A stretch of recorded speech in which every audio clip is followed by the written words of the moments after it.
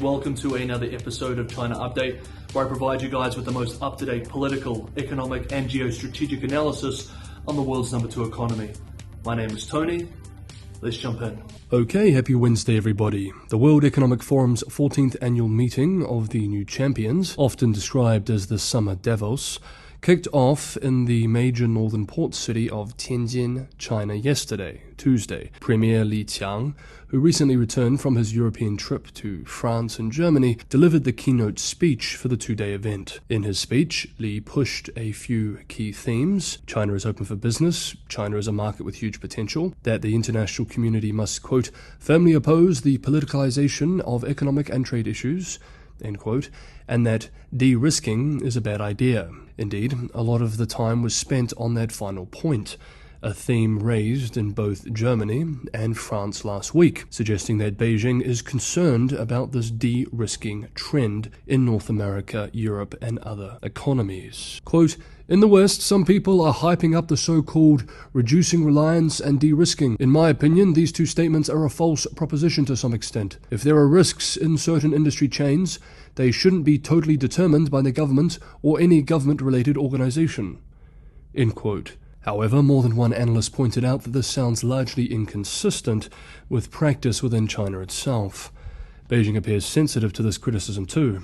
General Secretary Xi Jinping, in his meeting with the New Zealand Prime Minister yesterday, expressed, quote, China's emphasis on self-reliance is by no means to adopt a closed-door policy, but to better connect domestic and international markets, end quote. In a business roundtable with executives later in the day, Li Qiang expressed, quote, China will align with high-standard international economic and trade rules, steadily expand institutional opening up, accelerate the creation of a market-oriented, rule-of-law-based, and internationalized first-class business environment, and better support the development of various types of enterprises. China's development injects stability and positive energy into the world, providing a growing sense of security, end quote. Whether the business executives at the event believe this is another question. Indeed, surveying from Japanese, US, and European businesses operating in China all indicate a steadily rising trend of promise fatigue. As the so-called Summer Davos kicked off in Tianjin, General Secretary Xi Jinping also met with 4 foreign leaders, the Prime Ministers of Vietnam, Mongolia, Barbados, and New Zealand. The official readouts from the meetings were all quite similar, touching on themes that should all be familiar to us. Quote, China is promoting Chinese modernization with high-quality development, which will bring new opportunities for Barbados's development, end quote, said the Barbados statement. Quote, Xi called on the two sides to jointly oppose decoupling and the severing of industrial and supply chains, and oppose politicizing economic, scientific, and technological issues, end quote, said the Vietnamese statement. And, quote, Mongolia adheres to the One China principle, supports China's position on Taiwan, Tibet, and Xinjiang, as well as the China Proposed Global Development Initiative, Global Security Initiative, and Global Civilization Initiative, end quote. So reads the Mongolian statement. Indeed, all the nations affirmed this final language on One China and Beijing's foreign policy initiatives, except for New Zealand. And while we're here, perhaps it's useful to linger for a few moments on New Zealand's relations with China, as the bilateral relationship is notable. And full disclosure, for those viewers who do not know, I am from New Zealand. Of the 5 Anglophone countries, the members of the Five Eyes, New Zealand maintains the most positive relations with China. The Chinese themselves know this, with the state-run Global Times writing yesterday, quote, New Zealand, a member of the US-led Five Eyes Alliance and an Anglo-Saxon nation, attaches great importance to developing relations with China, end quote. Why is this the case? Some accuse New Zealand of being a soft underbelly of the Five Eyes, a useful Western country to have China's side in international discourse. It is said to be a value in Beijing's international PR work too. Quote, if other countries around the globe, especially Western ones, can learn some wisdom and experience from New Zealand's policy on China, writes one state-run commentary yesterday, the global recovery will be greatly optimized, end quote.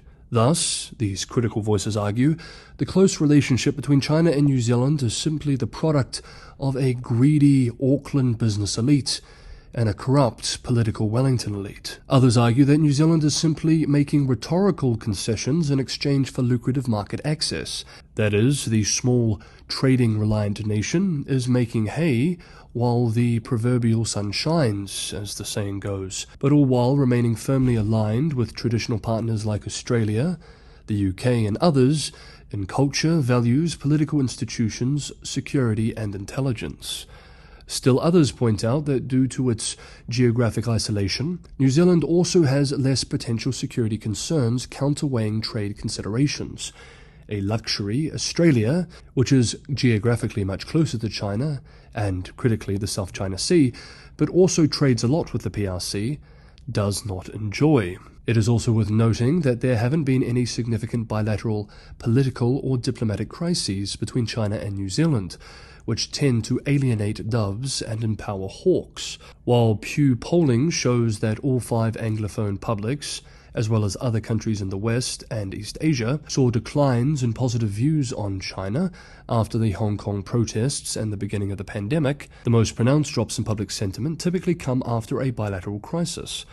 The arrest of the 2 Michaels for Canadians, for example, punitive trade restrictions and threats in response to new laws to protect the country from interference in domestic politics for the Australians. Indeed, 5 years ago, Australians had some of the most positive views towards China, not just in Asia, but in the world.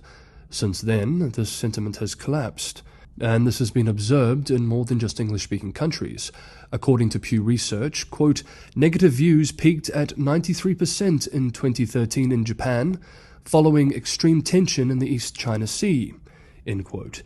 And, quote, negative views of China jumped the most in South Korea in 2017 during the THAAD events, end quote. So, the reasons for the relatively productive and officially friendly China-New Zealand relationship could be a mix of the above-mentioned points.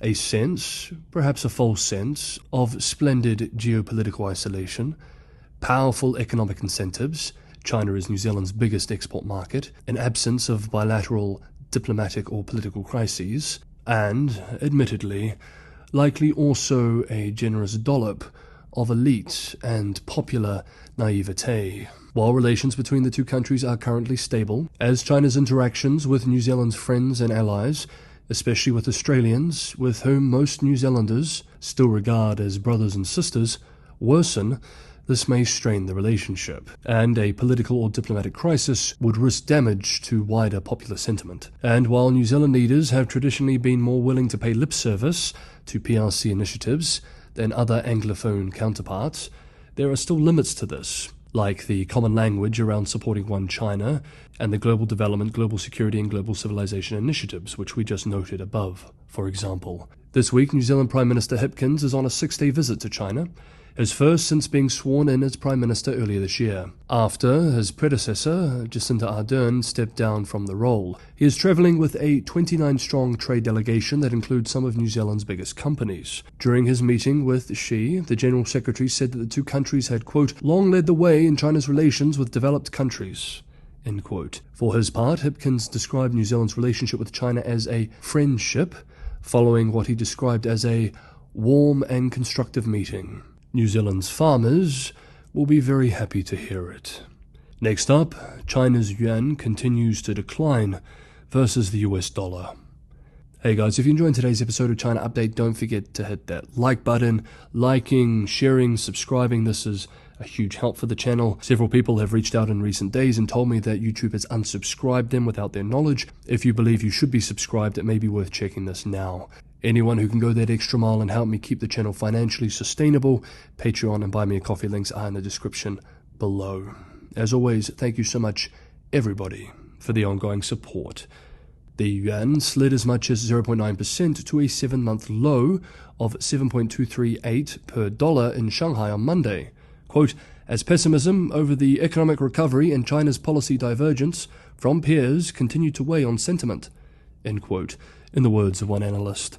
The Chinese currency has been under pressure since the US Federal Reserve began raising rates last year, pushing yields on US treasuries above those of their Chinese counterparts and prompting global investors to dump holdings of renminbi-denominated debt. Quote, "So far this year, the RMB has declined 2.2% against the CFETS of currencies. With the inflation differential, real depression has been around 3 to 4%.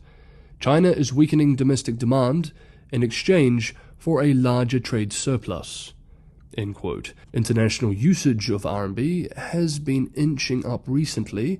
According to SWIFT, the RMB share of global payments was up from 2.29% in April to 2.54% in April.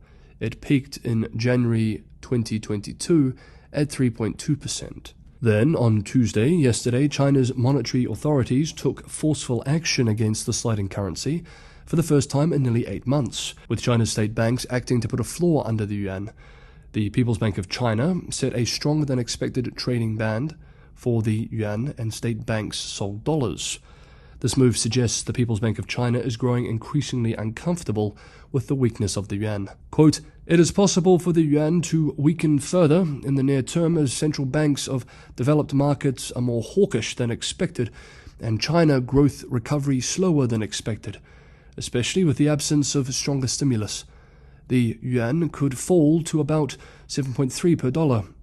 But by the end of the third or fourth quarter, we see room for it to stabilize and regain some ground." End quote. Of course, the weakness of the yuan is in large part connected to increasing concerns for the Chinese economy generally, with the market, as we have been seeing here on China Update these last few weeks, waiting to hear what stimulus could be coming. Quote, "Any concrete news on a new China round of fiscal stimulus would be helpful, but our sense is that we may still need to wait for the July Politburo meeting." End quote. Thus, an increasingly anxious market continues to wait. Okay, that is today's episode of China Update. Thank you so much, everybody, for watching. Have a wonderful Wednesday, and I will see you all tomorrow.